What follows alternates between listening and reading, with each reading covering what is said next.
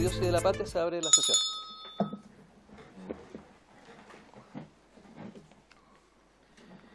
El acta de la sesión segunda ordinaria se da por aprobada por no haber sido objeto de observaciones. El acta de la sesión número 3 ordinaria queda a disposición de las señoras y señores diputados. El señor secretario dará lectura a la cuenta. Señor presidente, hemos recibido una comunicación del jefe de bancada de... Vamos a ver, porque... No lo dice tampoco. Pero bueno, comunica el reemplazo para los efectos de la sesión de hoy de la diputada Claudia Mix por el diputado Diego Ibáñez. Ah, muy bien. Es el comité mixto nuevo. Sí. Sí. No sé si hay 9 comités en esa bancada. Así no sé si sabe, pero en mi zona hay 2 lotas Schwager. Y a veces juegan entre ambos y empatan. Entonces así estamos igual, hay 2 mixtos, pero no son el mismo comité. Yo estoy en el otro mixto. Se ofrece la palabra, eso es toda la cuenta, ¿no? Se ofrece la palabra sobre la cuenta. Sí. ¿Sobre la cuenta?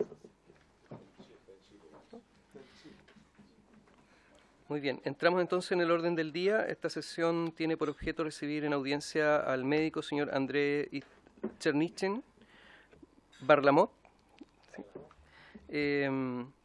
A quien le agradecemos que pueda venir. Sabemos que no es fácil venir a la Cámara de Diputados, pero le agradecemos en nombre de la Cámara el poder avanzar en esta comisión investigadora teniendo muy claro qué significa la contaminación por asbesto y otros contaminantes, y también luego los efectos que pueda tener la salud de las personas en atención a lo que pasó en Coronel con el retiro de asbesto.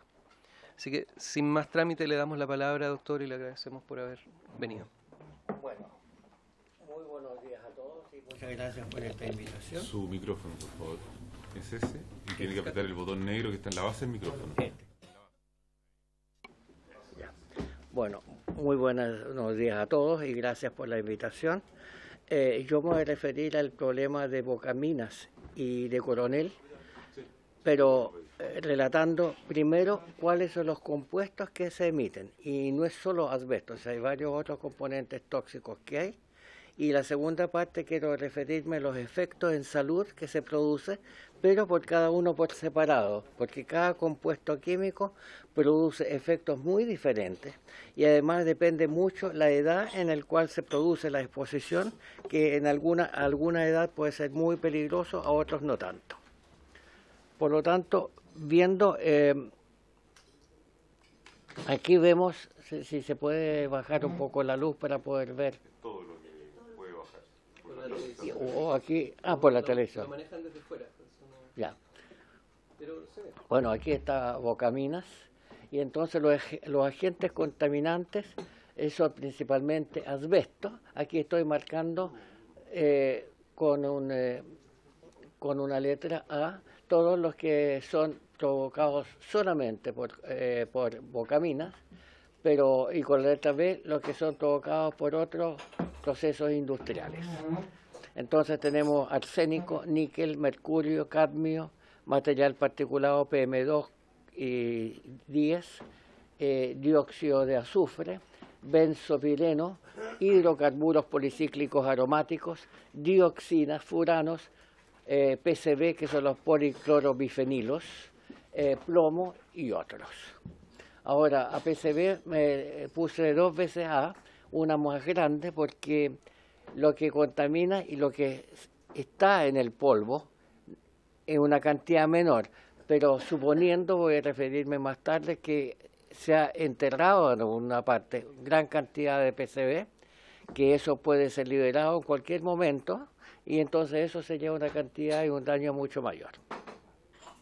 Ahora, ¿qué es el asbesto? El asbesto son fibras de un material complejo que la toxicidad es que es resistente a los ácidos, no se degrada, son como microagujas y producen irritación cuando se entra al tejido humano o cualquier otro.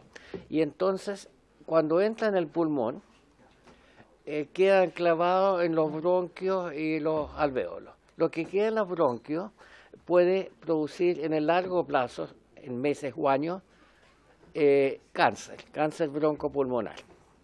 Los que quedan en los alvéolos pasan por los alvéolos al espacio intercelular y son captados por unas células que son los macrófagos que se las comen para destruirlos. Pero como es indestructible, lo que pueden hacer estas células macrófagos es tratar de sacarlas del pulmón y migran y salen al espacio que quedan entre las dos pleuras. Y en ese lugar, esas agujas pueden clavar las pleuras y forman cáncer de las células pleurales que se llama mesotelioma, que es un cáncer muy maligno.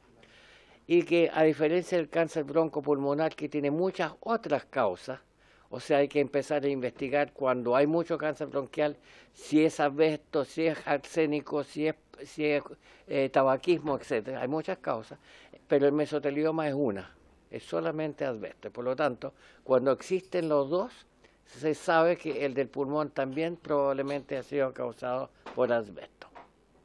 Ahora, este material puede ser mezclado con otros materiales, se usa como aislante, pero se puede hacer hasta tejidos con eso y por lo tanto era bastante usado hasta que se descubrió que es muy peligroso y por lo tanto se prohíbe y también en Chile hay legislación al respecto para su uso. En los niños en Coronel, el Instituto de Salud Pública encontró algunos metales y aquí quiero mostrar arsénico, mercurio, níquel y cadmio.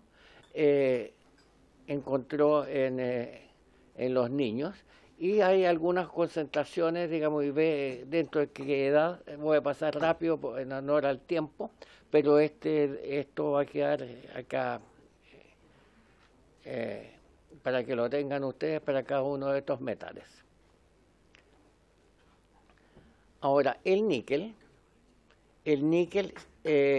aparece cuando se usa con petcoque como combustible. Cuando se quema petcoque, que tiene una cantidad de níquel y además vanadio, aparecen estos dos elementos en el medio ambiente.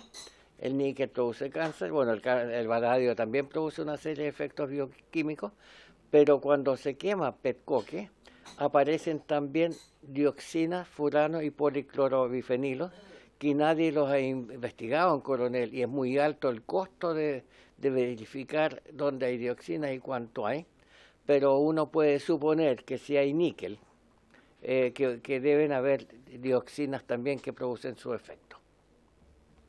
Bueno, el ISP entregó, y también otro ministerio de Medio Ambiente entregó algunos mapas en qué colegios se han encontrado distintos problemas con material particulado, se ha encontrado mercurio estudiando en escolares, arsénico, por lo tanto eso también es una información que está cerca de algunas industrias, justamente de las termoeléctricas. Entonces hay tres preguntas que tengo que hacer. ¿Dónde se ha guardado el asbesto? Entiendo que se está buscando, que ya se han tomado muestras y se está esperando. Si es que el lugar donde se tomaron las muestras, donde ha sido guardado, tiene que aparecer positivo, pero hay que seguir buscándolo porque la información que a uno le llega, pero no tiene la demostración completa, pero que lo han guardado en varios lugares. ¿Dónde se guardan los residuos de la combustión? Bueno, el principal se conoce, está en un campo abierto, un gran cerro, digamos, de cenizas, que por supuesto el viento lo saca de ahí. Está cubierto parcialmente con lona, pero de todas maneras eso está contaminando de ahí en los lugares cercanos. ¿Y dónde se han guardado los aceites de enfriamiento? Y en las termoeléctricas antiguamente siempre los aceites de enfriamiento es policlorobifenilo, que es muy resistente al calor y por lo tanto sirve para, digamos, para tener lubricación de aquellos equipos que se calientan mucho. Y el PCB, vamos a ver en adelante, es muy riesgoso para la salud y por lo tanto lo vamos a tratar al final. en general las empresas y las autoridades siempre dicen, no, nosotros no contaminamos, no echamos humo. Pero de repente, buscándolo desde arriba de un lugar, aquí apareció una nube de humo que se ve. Y la pregunta es, ¿y por qué si dicen que nunca sale humo? Y a veces una bocanada grande. Entonces, en este episodio yo andaba con un equipo que mide material particulado y también que recoge las mediciones de las centrales que lo miden en la cercanía. Yo puedo programarlo para que me dé el material particulado promedio por horas. Y ahí tenemos, digamos, el lado derecho. A ver si no hay indicador aquí, pero se ve la barra de la derecha corresponden entre material particulado entre las 0 y las 6 de la mañana. O sea, cuando no se ve, emiten humo. El día anterior exactamente lo mismo y antes del lado izquierdo, después de mediodía o de la tarde, hay otro pic con humo que, como este que mostré, seguramente va a aparecer como una emisión en algún momento que se les escapa. Porque ahí es una demostración de dónde sale el humo. Ahora, nosotros hicimos un estudio, y aquí voy a mostrar exclusivamente lo que hay en el polvo. Nosotros recogimos material particulado sedimentable, prefiero decir el polvo, porque el sedimentable tiene unas ciertas características, pero nosotros medimos todo lo que precipitó, puede ser un poquito más, recogidos en los entretechos de colegio, en el suelo también, en distintas partes, y encontramos que hay, voy a mostrarlo a mayor aumento, y que tenemos en el entretecho una casa cerca de Bocaminas, que la segunda fila y la tercera fila marcados con amarillo y celeste, que son dos mediciones que nosotros entregamos el polvo, lo medimos nosotros en el CENMA, pero lo marcado con celeste es medido, perdón, en el CENMA lo celeste y en el Instituto de Salud Pública lo midieron el amarillo. No son necesariamente los mismos valores porque como vienen como aglomerados, entonces hay partículas que tienen mayores concentraciones y menores concentraciones, por ejemplo, de arsénico. Pero tienen además cadmio, tienen zinc en muy altas concentraciones, cromo, cobre, mucho cobre, tienen además aluminio, manganeso, que es tóxico, vanadio, o sea, se usa petcoque, tienen cobalto, hierro, mercurio no tienen, algo tóxico que no lo tengan. Después recorrimos distintos lugares y fuimos a ver dónde está el botadero de las cenizas.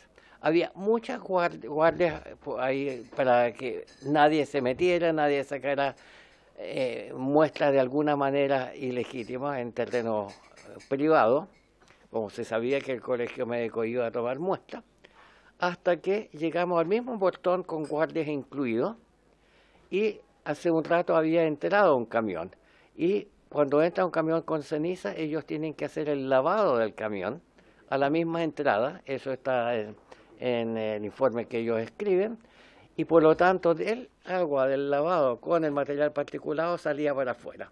Y por lo tanto, en forma legal, mirando los guardias, nosotros recogimos ese barro que salía afuera y medimos lo que había, y en la parte coloreada de abajo está lo mismo. También hay mucho arsénico, zinc, cromo y los mismos elementos que encontramos en el entretecho. Hierro, enormes cantidades, aluminio, etcétera. Por lo tanto, es casi como que nosotros hubiéramos entrado adentro a sacar muestras de ceniza. Ahora, lo más importante son los efectos en salud. Esa es la información de lo que nosotros medimos, lo que midió el Instituto de Salud Pública, que también demuestra lo mismo. Entonces, aquí vienen los efectos de salud. En general, cuando hay una exposición a una sustancia tóxica, pueden producirse efectos inmediatos o tempranos, pueden ser progresivos en el tiempo y pueden ser diferidos en el tiempo. Entre los inmediatos, el material particulado puede producir problemas cardiovasculares e incluso mortalidad. La información tiene que haber existida, cuál es la mortalidad que se puede conseguir localmente, en los servicios médicos, en médicos legales, etcétera, los informes. Efectos progresivos no me voy a referir a ellos.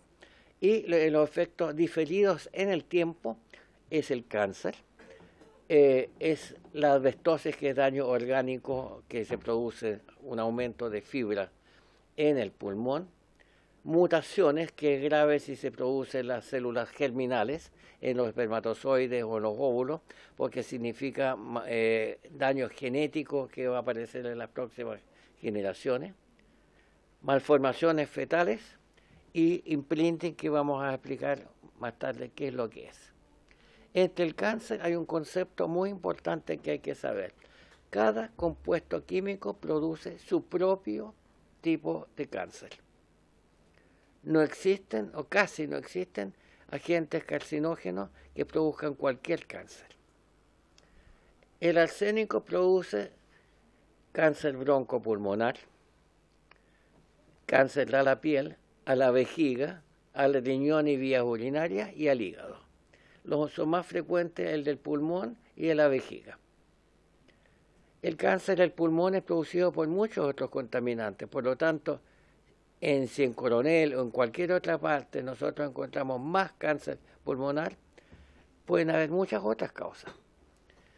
Pero el cáncer de la vejiga solamente es producido por arsénico, de los habituales contaminantes, porque existe otro compuesto que es la beta-naftilamina, que también produce ese cáncer, y un compuesto que también existe en el humo de cigarro, pero en general epidemiológicamente es muy poco lo que produce. Por lo tanto, si yo encuentro cáncer a la vejiga y cáncer pulmonar, yo puedo también suponer que una parte importante del cáncer pulmonar ha sido producido por arsénico y no por otra causa.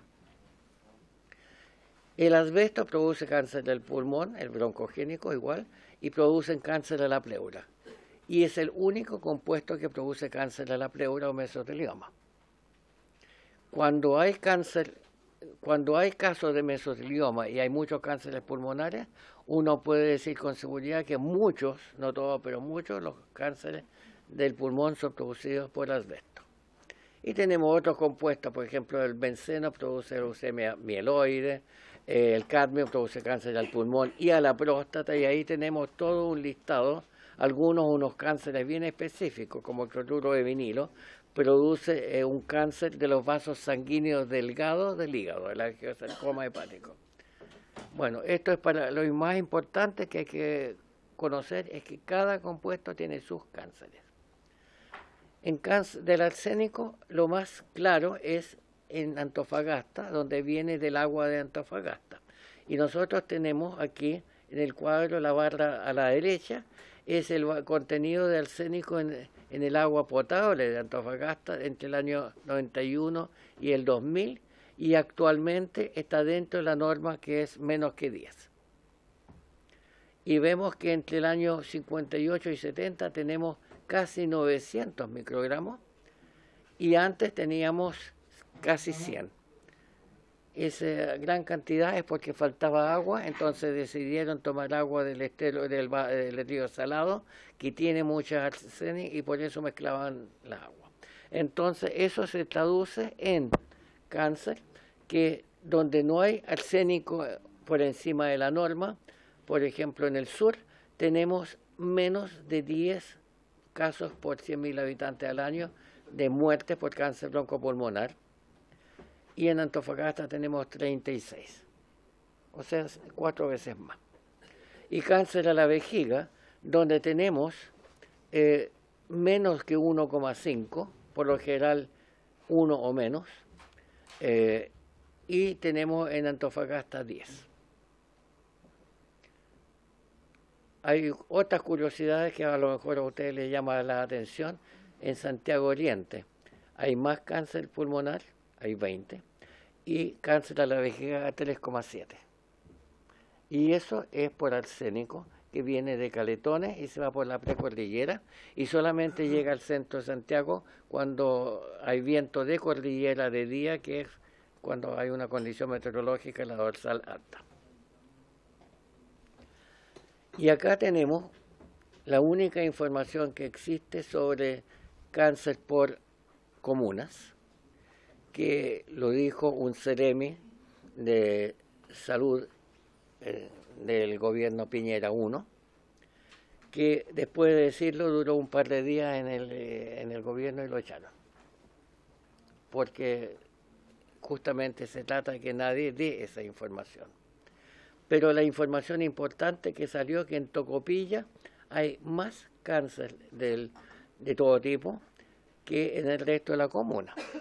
Y si se considera que el cáncer de la segunda región es por arsénico, y Tocopilla no tiene más arsénico que en otras partes, ¿de dónde viene? Y resulta que en Tocopilla hay termoeléctricas que usan petcoque, demostrado porque encontraron en orina de niños níquel, y el petcoque produce dioxina y policlorobifenilo, y por lo tanto eso puede explicar la mayor cantidad de muertes por cáncer. Estos compuestos producen cáncer, y además la exposición prenatal a dioxina también aumenta la sensibilidad de las personas a desarrollar cánceres después.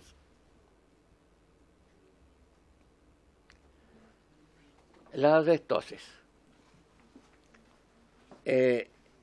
Tenemos un resumen de los cánceres que producen el asbesto, y la asbestosis pulmonar, que es una fibrosis del pulmón, o sea, las fibras que se producen en el pulmón y que hacen que sea muy rígido, cuesta respirar, pero además dificultan el paso de oxígeno de los alvéolos a los vasos sanguíneos.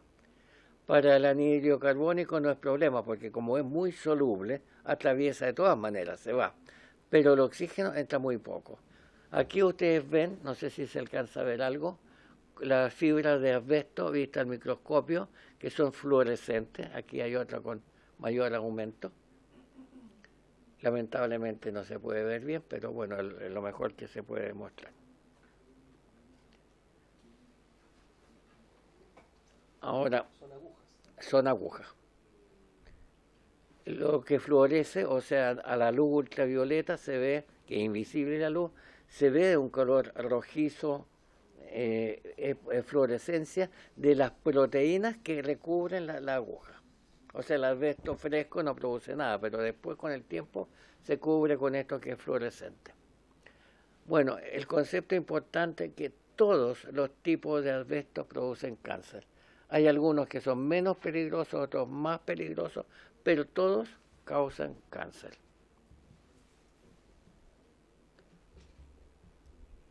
Cuando se produce la remoción de materiales de asbesto, y no solamente en Bocamina, o sea, hay muchos techos de pizarreño, que es asbesto, cemento, que si se sacan quedan flotando en el aire gran cantidad de fibras.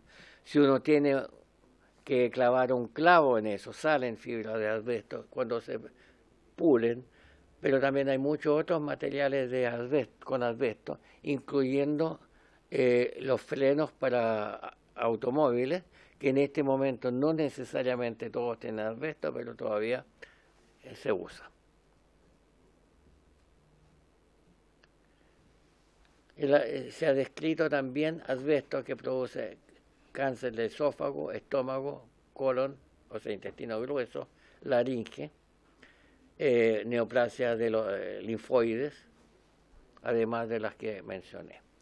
Y se produce lo que se llama hipocratismo digital, que lo llaman también dedos en palillo de tambor, y eso se produce por una falta crónica de oxígeno que llega a las extremidades. Entonces se produce una atrofia de la falange, excepto de donde está la uña, que aumenta de tamaño. Ahora, el efecto más grave que voy a hablar de esto es el imprinting. ¿Qué es el imprinting o imprinting epigenético? Es un cambio de programa que tienen las células.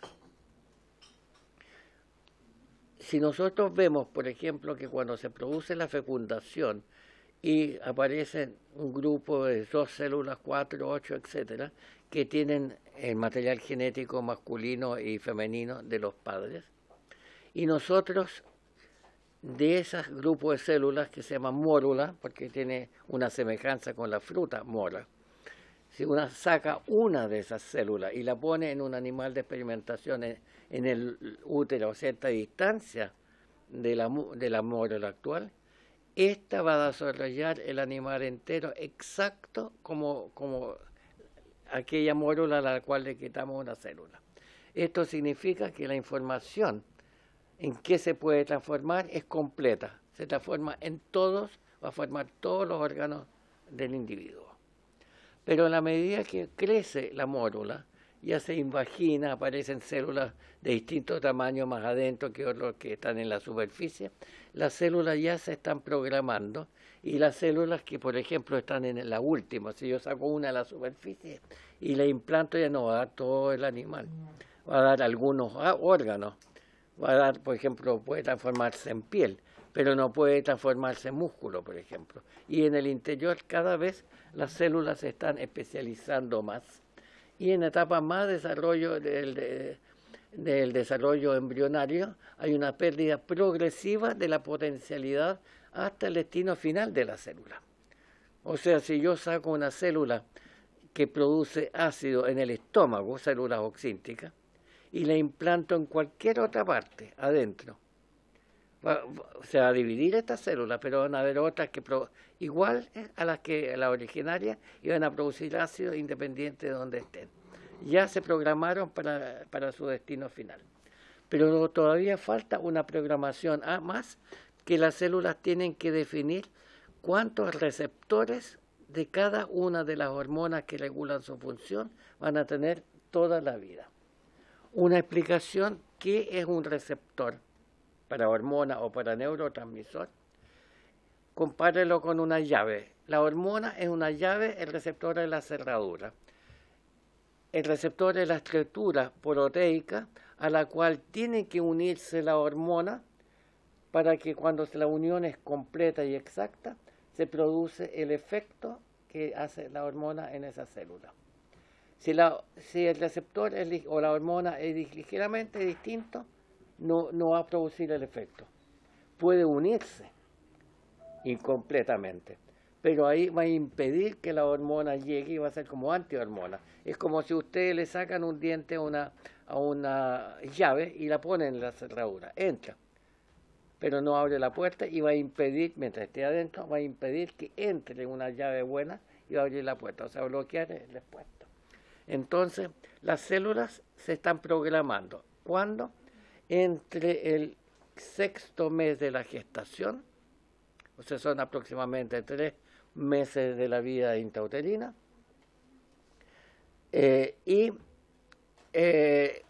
aproximadamente 2 o 3 años de vida postnatal, en que todas las células se están programando, pero se están programando en periodos muy definidos, a lo mejor una semana, puede ser incluso en un día. En ese día, todas las células de esta característica, por ejemplo las células oxínticas del estómago, se van a programar para una hormona que está regulando su función, por ejemplo liberar ácido en el estómago. Si tiene receptores de otras, por ejemplo hormonas, insulina, eso va a ser otro día.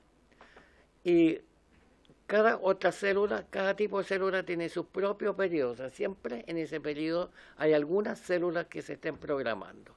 Y si en ese momento crítico de la programación, que es lo que se llama periodo ventana, para determinada hormona, ahí si aparecen sustancias químicas extrañas, la célula se equivoca y va a programarse para tener más receptores o menos receptores.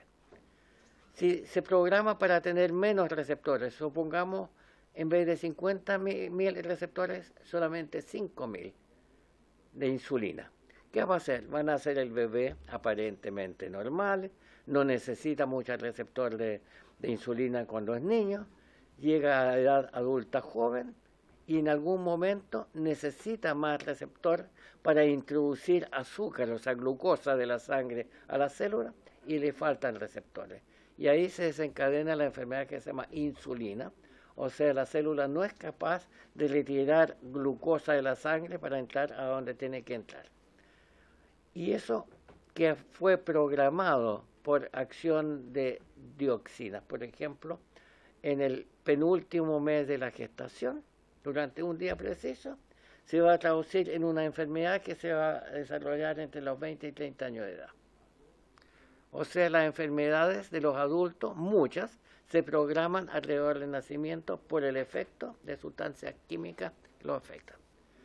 Otro receptor, el receptor de estrógeno, que produce la división de las células que cubren el útero, la vagina y el cuello uterino, y que tienen que dividirse para engrosar el órgano y protegerlo contra por ejemplo, el daño en la actividad sexual, por ejemplo.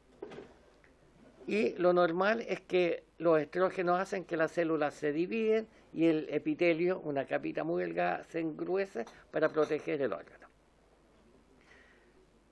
Si en ese momento preciso de la decisión de la célula en que se programa, está expuesto a una hormona artificial que es el dietilstilbestrol, un estrógeno artificial.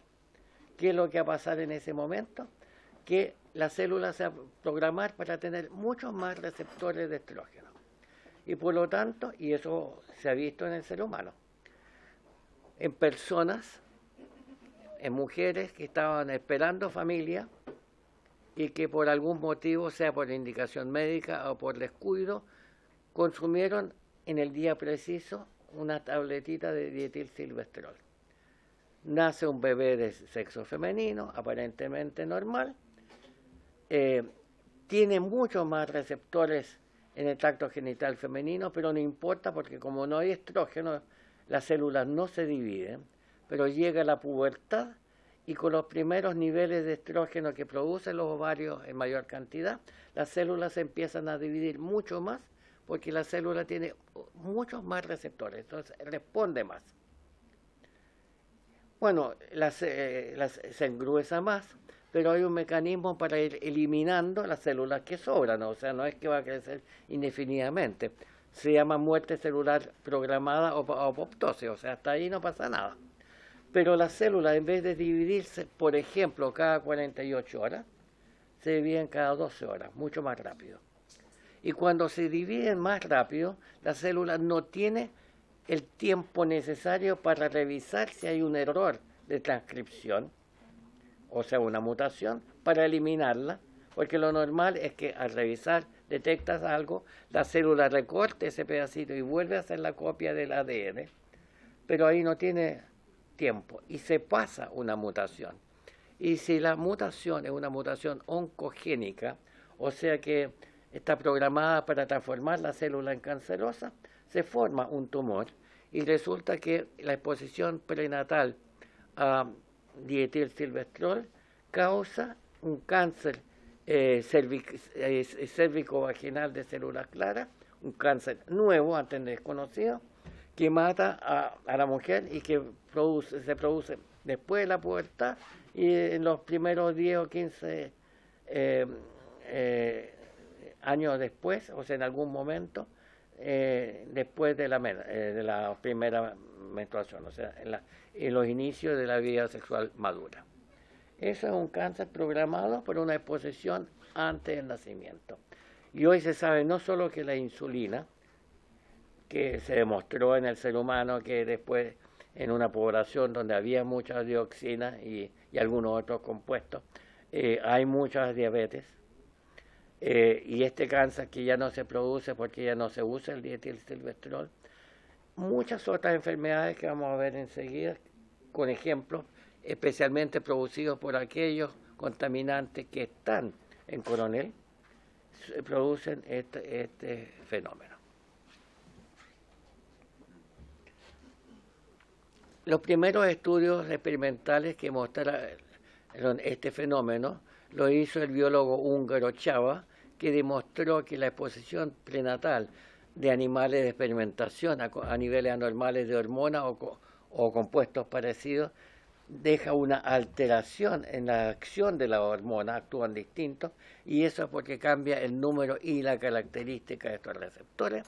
Y años después aparecieron los primeros casos clínicos en ser humano. El primero fue Herbst, un gineco obstetra norteamericano, que encontró el cáncer cervicovaginal en hijas de madres tratadas con dietilsilvestrol durante la gestación. Y ahí repitieron estudios en los animales de experimentación y demostraron lo mismo. Pero además, la exposición prenatal a esteroides sintéticos, no solo dietilsilvestrol, producía cambio en la personalidad, producía mayor posibilidad de infecciones respiratorias, asma bronquial, artritis reumatoide, lupus eritematoso y otras enfermedades por exposición prenatal. O sea, producen en otros periodos ventana probablemente, producen daño en distintos órganos y tejidos del organismo. Entonces, la exposición prenatal a hormonas ya se aceptó que produce cambio en la programación de las distintas células, y eso se produce por cambio en niveles de receptores de hormonas, de neurotransmisores, se cambio en la afinidad del ligando a la hormona, y eso origina diversas patologías que pueden ser orgánicas o pueden ser neuroconductuales o simplemente cambio en la personalidad. Además de las hormonas, con el tiempo, y aquí nosotros fuimos en la Universidad de Chile pioneros para algunas de estos hallazgos, no solo las hormonas, el plomo, el arsénico, el cadmio y el mercurio, que no tienen nada que ver con hormonas, también producen imprinting. Y también otros contaminantes que en general actúan como hormonas, o sea, los metales no, pero los plaguicidas, dioxinas, los hidrocarburos policíclicos aromáticos, el PCB, etcétera. Además, el tabaquismo, la nicotina y otros componentes del tabaco. Y no solo tabaquismo activo, sino que también el pasivo.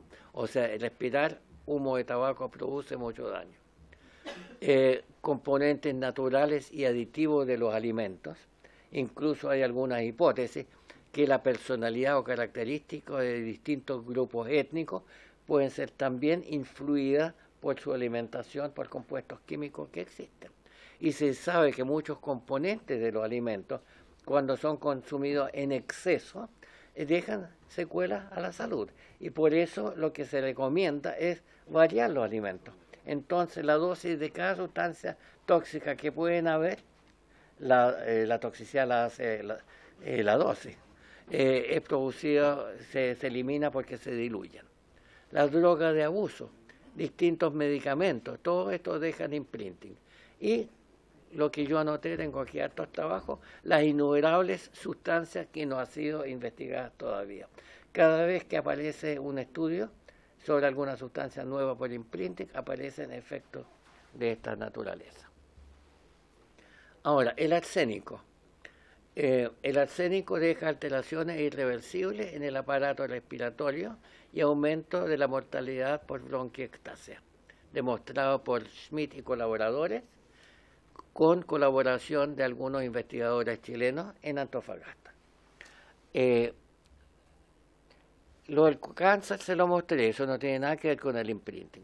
Pero aquí tenemos, del lado izquierdo, nuevamente los niveles de arsénico en el agua de Antofagasta, en el agua potable, y en el lado derecho tenemos, en cada grupo de columnas hay tres. La tercera, la bien chiquitita, blanca, es la mortalidad por bronquiectasia, por otra y por todo lo que dice ahí, cuando la concentración de arsénico ha sido la legal, o sea, la norma, dentro de la norma. La mortalidad por bronquiectasia es muy baja, pero entre el año 58 y 70, en la barra negra, esa mortalidad aumentó en 46 veces. En vez de 1, morían 46 adultos entre 30 y 49 años de edad, que es donde se midió aquellos que nacieron entre el año 58 y 70. Pero los que nacieron el año anterior o para atrás, la mortalidad bajó a la cuarta parte. Igual hay bastante, hay 12 veces más, pero bajó a la cuarta parte porque había mucho menos arsénico. Y esto demuestra que el efecto del arsénico sobre esta patología solamente requiere que la exposición haya ocurrido antes del nacimiento. Después da lo mismo para esta patología, lo cual muestra la importancia de realizar estos estudios y la importancia sobre todo de lo que hay afuera, a lo cual está expuesto la mujer embarazada y los niños pequeños. Y eso es la justificación que justamente la Corte Suprema decidió para Quintero, que lo que ha sucedido es justamente no han sido evacuadas las mujeres jóvenes ni embarazadas por esto. O sea, probablemente a una mujer joven no le hubiera pasado más nada, pero si ya está esperando familia, dejan secuelas. Y a los niños muy pequeños también debieron haberlos evacuado por los problemas que pueden producirse. El cadmio también produce en forma de intoxicación algunos fenómenos. Esto no es imprinting todavía: insuficiencia renal, trastorno en el metabolismo del calcio, fósforo, daño pulmonar, dolores reumáticos y mialgia. Y por eso, como es muy doloroso, se enfermó la enfermedad de Itai, porque en japonés Itai, ellos dicen cuando les duele mucho, en vez de ayayay, dicen Itai. Entonces, por eso la enfermedad del Itai. Disminuciones de calcio en los huesos, hipertensión arterial y cáncer de próstata. La exposición prenatal, el cadmio no atraviesa la placenta, por lo tanto los efectos serían por bloqueo de paso de nutrientes al feto, o sea, lo que hay el cáncer en la mujer impide que muchos nutrientes lleguen al feto y entonces se producen distintos efectos estrogénicos y otros por efecto de la exposición a cadmio. Todas estas referencias están, digamos, o sea, cuando yo menciono algo, todo ha sido publicado por alguien en revistas serias. La exposición prenatal a mercurio deja daño neurocognitivo, disminución del coeficiente intelectual, parálisis, alteraciones neurológicas, alteraciones de la conducta, sorderas, ataxia, focomelia, o sea, falta del desarrollo de las extremidades, deformaciones corporales, cambios sensoriales, deficiencia intelectual. Ahí hay varias referencias. Disfunciones neurocognitivas que ocurren por cambio mercurio orgánico, porque el mercurio puede producir como sal o como ion, puede producir algún daño, pero el mercurio en el medio ambiente se puede metilar y el metilmercurio, que es mucho más tóxico, deja secuelas. Afortunadamente en Chile nosotros no tenemos en el ambiente o tenemos muy poco metilmercurio porque los ríos son rápidos, la costa queda muy cerca y por lo tanto no alcanza, digamos, a ver peces que consuman a otros y que sean contaminados con mercurio en los ríos de Chile y no se forman. Se forman en ríos lentos que se demoran mucho en llegar al mar, por ejemplo, el Amazonas, en Bolivia, en Perú, en Ecuador, en Brasil hay esos problemas. El mercurio iónico sí, cuando se extraía oro antes, se extraía con mercurio. Es muy antieconómico además, es caro el mercurio, pero los artesanos usan mercurio para disolver el oro en el mercurio y después se sublima, o sea, se calienta y el mercurio contamina el aire, por supuesto, y ahí queda el oro. Pero sí, si consumimos peces marinos, en el mar hay mercurio y por lo tanto, al final de la cadena trófica, los peces que se comen a los otros carnívoros, o sea, al final están la albacora, el tiburón, el atún, el pez espada, esos son los que más acumulan mercurio, porque los peces no tienen la capacidad de de eliminar el mercurio que consumen, entonces un pez, si tiene que comer 100 veces su volumen para aumentar al doble, entonces la cantidad de mercurio aumenta en la vida del pez en 50 veces. Muy poco todavía, pero cuando es consumido por la siguiente, aumenta otro tanto. Y al final, estos peces carnívoros pueden tener mucho mercurio. Y a mí me llamó mucho la atención en culturas que uno puede considerar más atrasadas. Por ejemplo, los indígenas bolivianos, en el Amazonas, pero tienen en los consultorios médicos hay un letrero que dice: no coma estos peces que son carnívoros. Solamente indican aquellos que pueden ser consumidos porque no son carnívoros. O sea, se preocupan de que no haya contaminación por mercurio en los peces.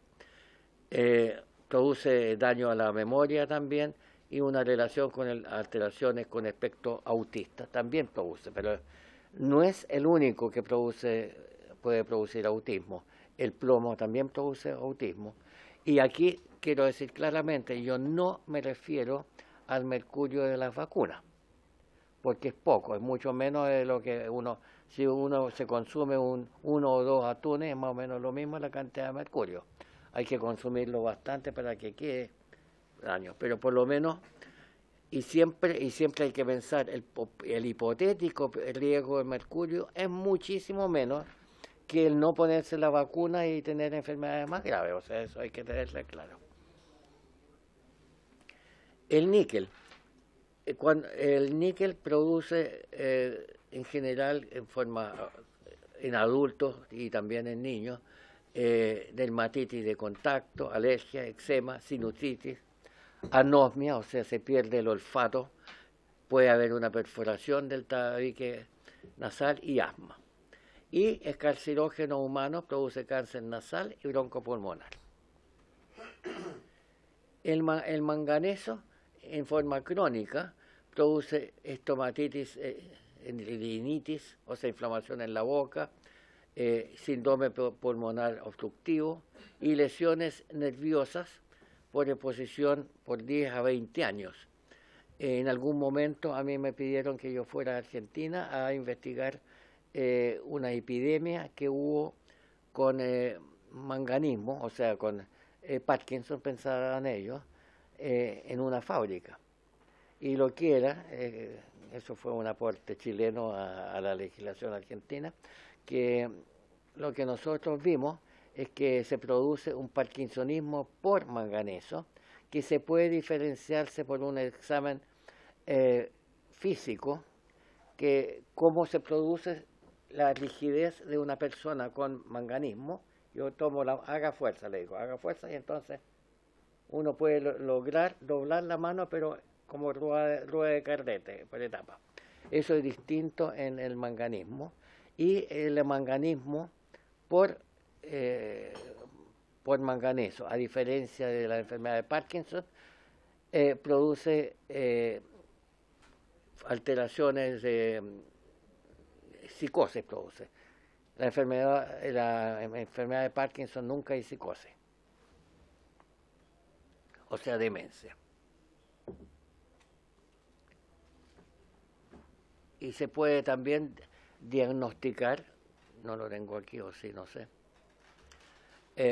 Además se produce, digamos, uno puede diferenciar los receptores, digamos, y uno puede ver al SPEC marcado con tecnesio, con algunos marcadores. Uno puede ver en el cerebro una diferencia entre el manganismo y la enfermedad de Parkinson. O sea, es posible hacer el diagnóstico. El benzopireno prenatal produce también un daño a la inmunidad, y es el único caso de imprinting que también puede ocurrir en el ser adulto, porque siempre las células del sistema inmune, hay células embrionarias que se van diferenciando nuevas, y esa es la explicación por qué el benzopireno puede producir este problema. Las dioxinas. Las dioxinas producen cáncer, son extremadamente persistentes y son bioacumulables, igual que el mercurio en la cadena trófica. En animales de experimentación produce atrofia del timo, disminución de los espermios, disminución del peso de glándulas sexuales accesorias en el macho, disminuye la fertilidad o infertilidad y hipotiroidismo. En seres humanos, los policlorovifenilos, que son muy parecidos a las dioxinas, estoy tratando de poner las dos juntas, produce daño neuropsicológico que fue detectado en niños de 9 años de edad y es mayor que aquellos que adicionalmente se contaminaron con leche materna con dioxina. O sea, tomaron, cuando nacía un bebé, sacaban sangre del cordón umbilical, midieron dioxina y PCB y vieron qué pasó con estos niños después de los 5 años hasta los 10 años. Nos quedan 8 minutos de sesión, no sé si... Ya, listo, voy a pasar rápido.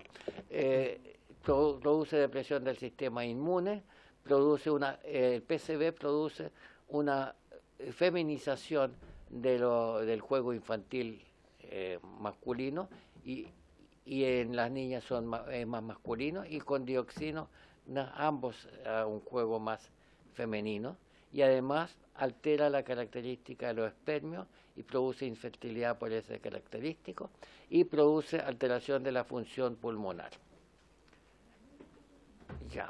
Ya mostré eso. Y el plomo rápidamente afecta la inteligencia. El plomo, midiendo plomo en huesos, porque es radioopaco, esto se puede medir, vio que hay una relación con conductas antisociales en adultos jóvenes. Eso es un trabajo de Needleman, y en base de eso se hicieron otros estudios en que midieron importación de plomo por países y relacionado con asesinatos, por ejemplo, con un desfase de 18 años.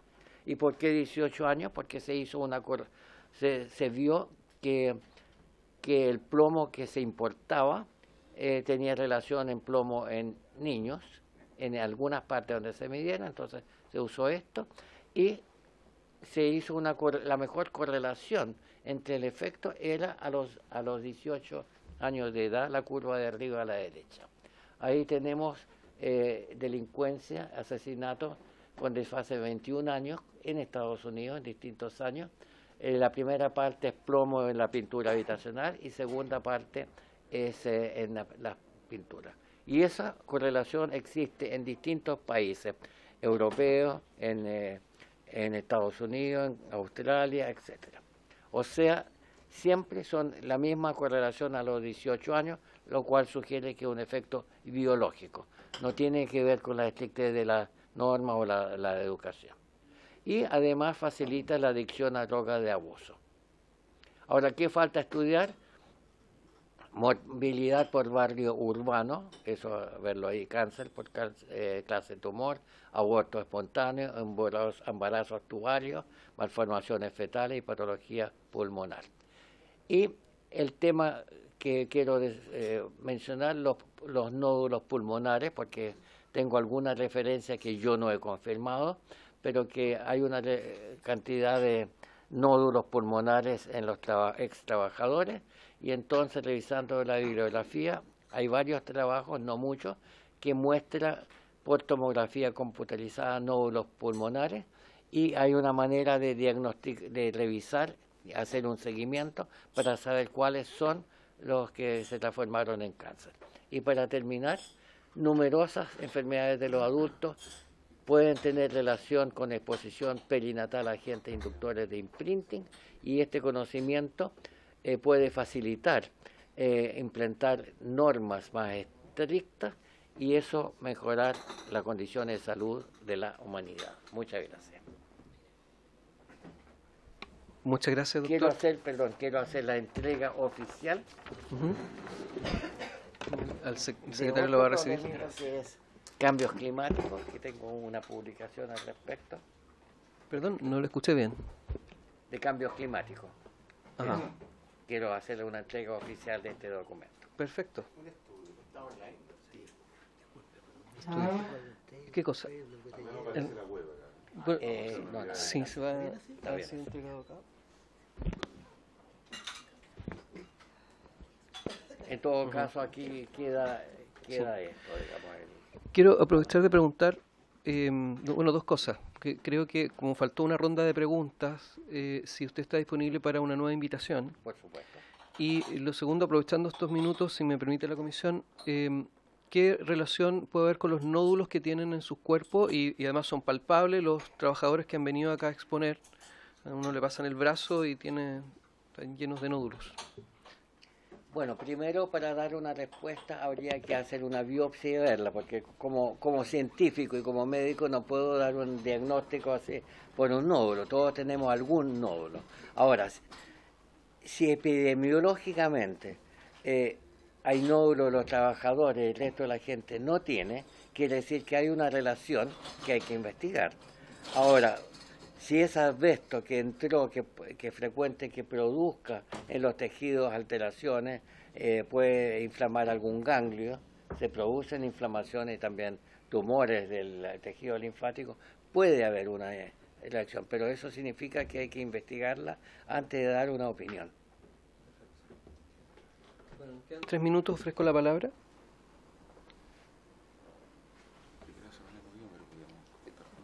¿Es posible que la primera semana de noviembre podamos contar con usted? ¿O lo vemos? Lo vemos después, porque Ya. yo tengo digamos, una actividad judicial que tengo que participar hasta el día 11 de noviembre. O sea, después del 11 de noviembre con mucho gusto. Perfecto. Ahí programamos entonces una visita. Bueno, y ya que no hay más palabras, por haberse cumplido el objeto de esta sesión, esta se levanta.